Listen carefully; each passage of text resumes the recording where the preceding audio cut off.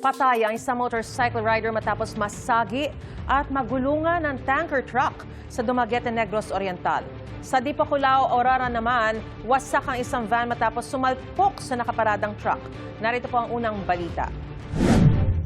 Nayupi at nawasak ang harapang bahagi ng van na yan matapos sumalpok sa likuran ng isang nakaparadang 10-wheeler sa barangay Dinadyawan, Dipaculao, Aurora. Nagkalat sa gilid ng kalsada ang mga basag na salamin mula sa sasakyan. Nakaligtas naman at hindi nagtamo ng mga sugat ang tatlong sakay ng van, kabilang ang driver. Ayon sa Dipaculao Police, human error ang sanhi ng insidente. Walang pahayag ang driver at mga sakay ng van. Nakahandusay at wala ng buhay ang 18 taong gulang na motorcycle rider na yan nang maabutan sa diversion road ng barangay Batinguel sa Dumaguete, Negros Oriental. Base sa investigasyon ng pulisya, habang binabaybay ang nasabing kalsada, nag-overtake sa motorsiklo ang nakasunod noong tanker truck. Nasagi ng truck ang motorsiklo kaya ito sumemplang. Nagulungan ng likurang gulong ng truck ang ulo ng biktima. Ayon sa pulisya, papunta sana sa bayan ng Bacong ang biktima. Pinaghahanap na ang driver ng tanker truck na sangkot sa insidente. Walang pahayag ang kaanak ng biktima. Patuloy pa ang investigasyon. Ito ang unang balita, Bam Alegre, GMA News.